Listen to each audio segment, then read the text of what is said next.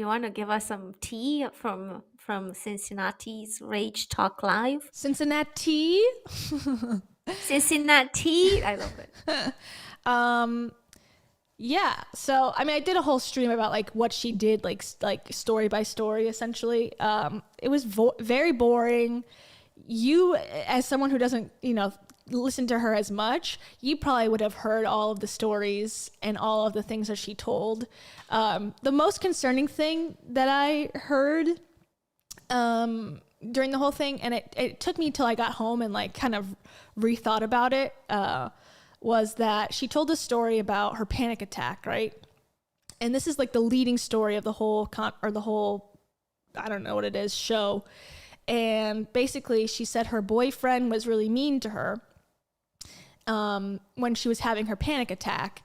And when she was at a concert and she was like on the floor and like being hysterical, and like she was having, she was upset because she was having this panic attack, whatever. And that he was mean to her. And then later, he said, that's the only way I could get through to you was anger. And so she said, so that's the best message for everybody tonight, that sometimes you don't want something, but you need something. And that's like what my boyfriend provided me.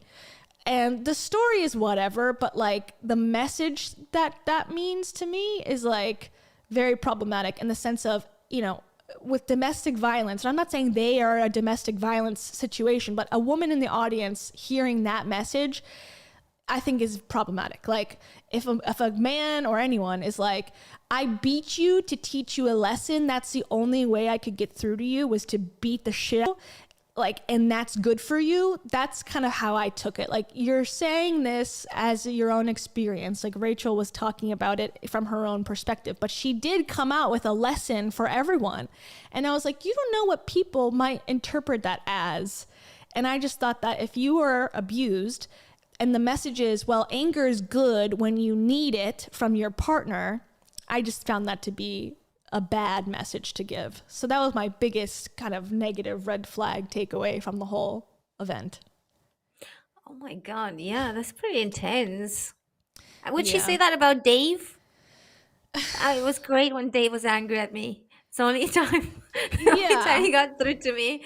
No, now we're No. trashing Dave in every single interview or even every single podcast, whatever she does anymore. Yeah. And Well, she was mean to Dave, and it was okay for her to be mean to Dave. And Dave would kind of take the position of her, where Dave would say, well, she pushed me and she said she was going to leave me on the mountain, which was very motivating when they did the Everest challenge thing. So they're all like confused, I think, about what love is and what, support is. It just seems like Dave and Rachel are two people who have not developed like healthy boundaries in life yet. Personally. yeah, it kind of sounds like this is also toxic and it's about to end. I don't know how I would feel if I was the boyfriend and she tells this story about me being angry on stage in front of hundreds of people I wonder on a that live too. tour.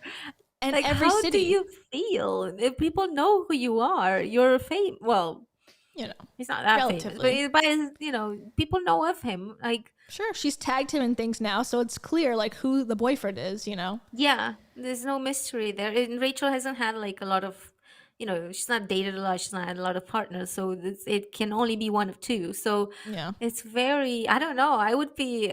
I mean, my Weirded out. ex was mad that shared something on a story that goes away in 24 hours, and he was the ex. Yeah. So I don't, and he still called me and was absolutely mad and disgusted and all the things. And I was like, it's true. Like you could try being a nice person. How about that? Anyway, but that was like, Yeah. that was something that was like, I don't care about the relationship anymore. The relationship was well done by that point, Sure. whatever. And you're not But to be selling with it someone and just, yeah, I'm like, you know what? Buy like tickets to my VIP Rage to Talk talk Live. shit about my And I'm boyfriend. gonna trash my boyfriend with you.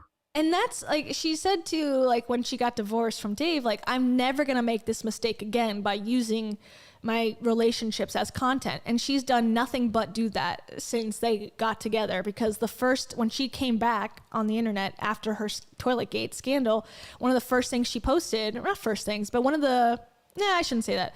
One of the first things within that couple month span was, oh, I kissed a man for the second time ever, like a new man. And she did this whole thing about kissing him and all that. That was like early on. And then every single podcast, every single Rach talk almost, she brings him up. And now she's, using him in content on stage. Like, she's doing exactly the same thing she did with Dave, but now with this guy. And I guess like she's a one-trick pony in that way. Like, she has nothing to talk about unless she's talking about how amazing her partner is or how shitty her partner is. Because look at Girl Wash Your Face. Half the book is about how big of a douchebag Dave was when they first met. And she's really has not talked very nicely about Kez, in the sense of when she actually tells a story, he always looks like an asshole. But then she'll say, oh, I love him though, but he's the best. But the story makes him look like a jerk.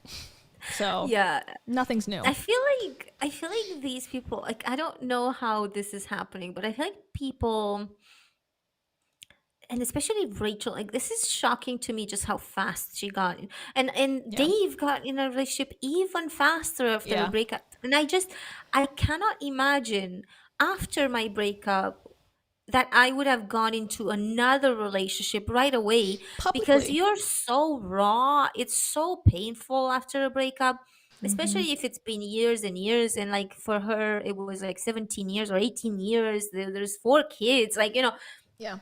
untangling that life is a lengthy, painful, raw sort of process. Imagine in the midst of all that pain, just bringing in another person you have to deal with. Like, I could never do that, and I'm Yeah. so glad I didn't do it, because I just don't think it's healthy. And I think people who do that, they're just escaping the initial pain. But by doing that, you're pushing down that pain, and it's just not going anywhere. It's going to come back one way or another. So it's not, because if you don't stop and like process what's going on and just kind of take Yeah. stock, okay, get your closure, get your, like, whatever, Yeah. if you don't do that, you think you're doing well, but you're not. You're just entering toxic relationships because you're desperate for that pain to go away. Yeah. So you're just gonna take the first person that comes along. You're just gonna, like, and I think that is super damaging, because in the end you're gonna hurt that person, because you're not, Yeah. you're not in love with the person. You're just desperate Desperate. to Yeah. fill in a void, and that person's gonna suffer. You're gonna suffer because you've not actually dealt with the shit that you've been through. And it's such a recipe for disaster, and I feel like this is exactly what's happened to them. Although Yeah. for her it was slightly longer than it was for Dave, still I feel like Well, for Dave, at it was like they minus Rachel, 3 months. yeah, not even. Rachel moved out in June of 2020, and he met Heidi in person July of 2020. So, and they started dating pretty quickly after that. So it was a Yeah. month or something, they said. And with Rachel, it was January, I believe. So they divorced in June, and then by January they were already together. But the thing that bothers me about Rachel, at least Dave's honest about, like, how they met, I guess. And that, I mean, he could be lying, but he said that he had Heidi come on as like a podcast guest, and that's how he like basically got to know her.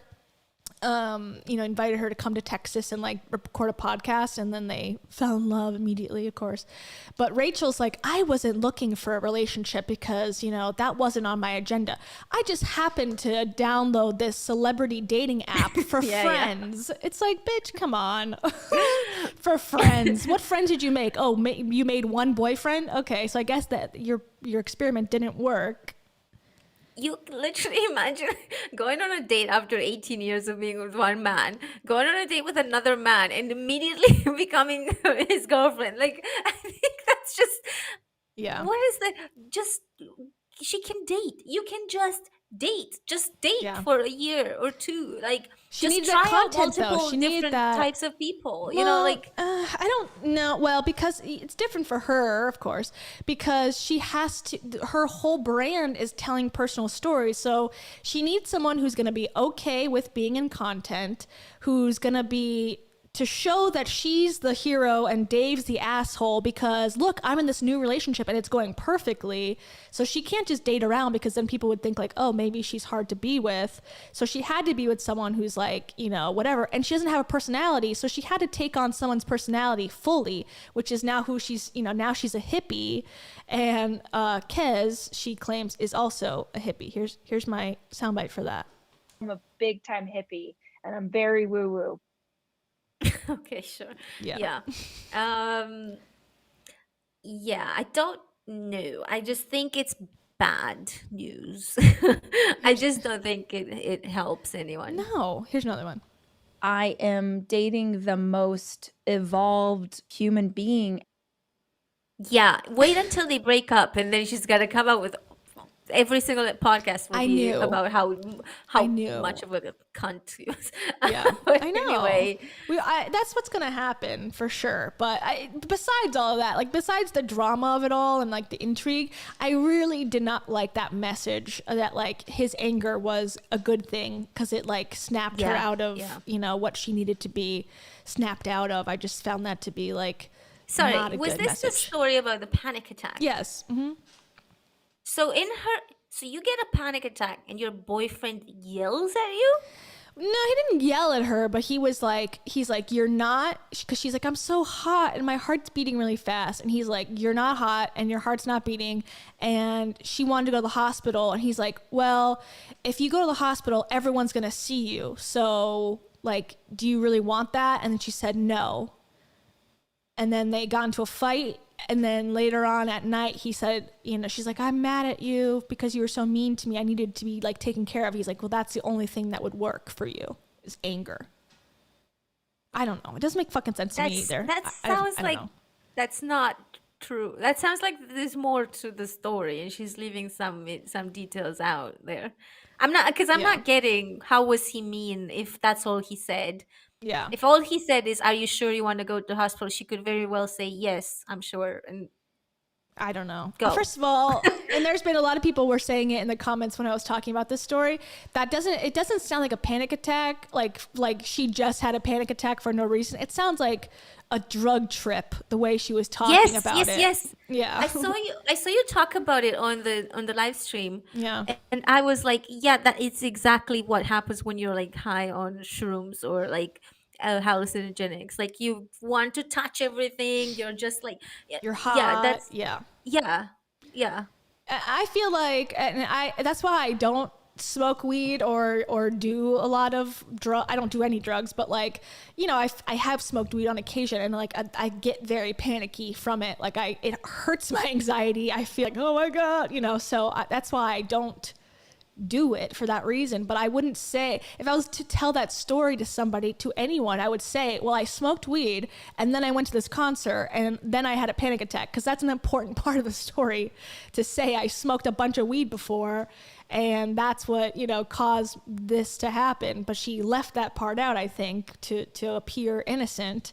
But I think it sounds more like shrooms or LSD, because like I've taken shrooms and you have this, like the part that made me think of that was when she talked about how the music was the best thing she's ever heard. Yeah. Because that's exactly why. Because that's why you would take it. You would take that in order to enjoy, like, especially when you're like in your early 30s and you're like, fucking clubs suck. But if I take some of this, I'm gonna actually enjoy it, and I'm not gonna be thinking about the sticky floors and blah blah blah. Mm-hmm. And she describes perfectly what it is to have like a small, not like a large dose, like a normal small dose that would just put you in the mood for an hour. Yeah, and she was at a Paul McCartney concert, which is like, the Beatles are like LSD, like commercials. So, I mean, I think it makes sense. And I think if he's into that. But I don't understand why she can't just be fucking honest and be like, I tried LSD or I tried shrooms and that was great. because I think she's trying to become the goodest, or still remain the goodest good girl of all time. I think it's bullshit. She knows that her audience will not appreciate that from her Well, the because they people were like that were there, ex-Christians, right? yeah, Or Christians. the people that were there in like in person, I mean, it was 95, if not more percent, with, well, definitely 99% women, 95% white women. So I think she like can kind of see that, and they're on the older end, like probably her age, like 40 plus, maybe a little bit more than 40, 45, 50. So I think, that's not necessarily like okay with that demographic Yeah, to do exactly. LSD at her age, So I think she just wants to tell the story, but I don't know. The story didn't make any sense to me because a whole part Yeah, of it the was that she stories. pooped on her. She was gonna poop everywhere, and that was a whole thing. And she always has to do that to like make it seem like she's relatable. I don't know. Yeah, totally relatable. Yeah, I I don't know. poop all the time. um, It's confusing. so the thing that bothers me more about this whole thing is that this sounds like a good experience, and then she's trying to like make it sound like she had a panic attack. Well, I think a lot of people were speculating, well, not even a lot of people, I think myself included, were speculating that there's two stories she told, and both times she said people who were in person thought I was drunk. People that were there probably thought I was drunk, but here's what really happened, and I'm actually innocent of everything. And so I wonder if in person she's been acting odd or something, and she's now she feels like she has to explain it, as to Right. why she's appeared to be intoxicated in public, perhaps. I don't know. That's my thoughts. I'm not sure. Well, shrooms and LSD would make you awkward in public. Yeah. You're not happy to be around people that you don't know when you're on these. Like it's great when you're like in a sort of secluded space with people that you're friends with, or like people that you're okay with, and you're just like sharing that moment and you're having a good trip and whatever physical. Yeah. And for some reason just the other people just make you anxious or can turn that trip into a bad trip. So it sounds like she was high on LSD for sure, or shrooms. But like for shrooms to get high like that, you would have to take a lot, like a lot. Yeah. Well, she probably never had done it before too, so I don't know. She's It doesn't probably. matter because they're not very powerful. They're very just you have to take like a fistful in order to get like that. So she most probably did LSD. That sounds like LSD to me. Interesting. Well, then the other story she told at the end, so she told that one first about the panic attack, and then the last story was also about the boyfriend, how the boyfriend, went up the mountain without her, for the Everest challenge. So basically, like, there's a resort. They go to different resorts. They sticks and stuff, and it looked like trolls. And I was like, "What's going on?" I'm like, That's again, this LSD sounds for sure. yeah, it sounds like a drug thing's going on. But of course, she was like, "It's anemia," which, okay, sure. Okay, what? I don't know. How exactly is it anemia? Excuse me. She said all of her mental health issues the last year has been caused by anemia, and that's been, that's the thing she's discovered. It's like, okay, whatever you say. Another thing that makes me think it's like hallucinogenics for sure, and definitely LSD probably, um, in my very uneducated opinion. Except I also tried it a little bit, but you become people who take shrooms or LSD become very like spiritual. You're like because you have this like I didn't clearly, but Some do, I yeah. didn't take that much. I just took like I took an eighth of a thing, so very small sort of quantities. But uh basically people hallucinate, and it makes you feel like you're part of something, like you know you can see things like a lot prettier, the colors are prettier, like everything is nicer, the music sounds better, so you feel like you're in tune with things. And I've Sure. seen so many people talk on websites and like Reddit and things like that, and they say that it was the most spiritual experience they ever had, and they just suddenly start to believe in the universe and whatever. And I think if you take a good dose of this, probably, like, if you take a small dose like me, I'm just there like, yeah, the colors were pretty and the music Yeah. was nice, but like that's it. uh, no universe for me, thanks. Yeah. It's subjective, I would imagine. If you're already predisposed to that type of thinking, and if you take something that's going to make you experience that more, I would imagine, yeah, oh, I feel more connected. Like, that makes sense. Kimberly Casse, Thanks, thank you. Kimberly. Kimberly says, I def feel like she had an incident in public that she had to explain and used it for material. RH laying on a sticky floor at a Beatles concert. Yeah, I agree. How relatable, seriously. How relatable. She's a Yeah. bougie bitch, as she says.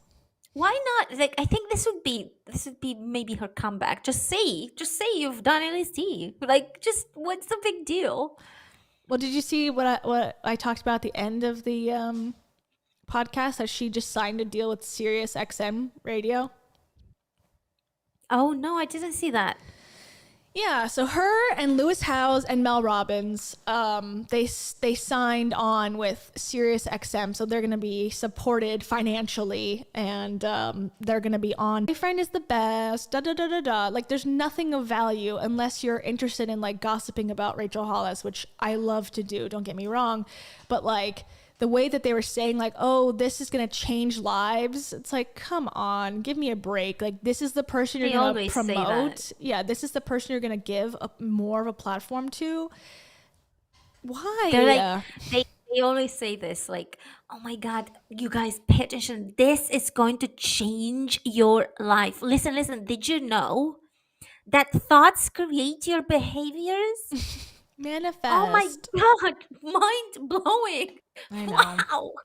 Just, and I'm I feel annoyed. like this is, yeah, but this just means that Sirius is like not quite serious. Yeah. And I don't listen to Sirius XM radio. The only people I know that have it are like my friends' parents. So like maybe that's the demo they're going for, and like they're trying to bring in young talent. I don't know. Who knows? I have no idea.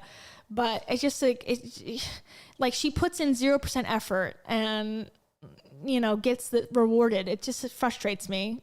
Maybe that's a problem. I know it's my own issue. It's not her necessarily. It's like, I believe life should be fair, and it's not. Yeah, and every time yeah. I'm presented with facts that it's not fair, I get pissed. Yeah, exactly. And this is the same situation for Kanye here, right? Like, because Yeah. like that's what, and this is really why we have our channels, because we're both like super angry about the fact that Yeah. the world rewards this sort of problematic character.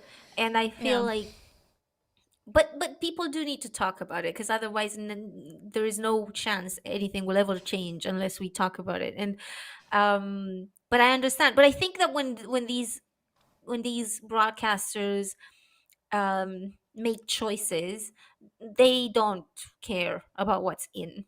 Very rarely, Yeah. only when you It's have like numbers. serious broadcasters, they look at numbers and that's it. Yeah. If you work with things like that are educational, or like, for BBC, which is something that I feel like I was lucky to try, that's a different thing, because it's not funded by advertisers and sponsors. Yeah. So it's got a different sort of a different um um purpose. The Yeah. purpose is not let's make money, because they already have the money from the Yeah. government.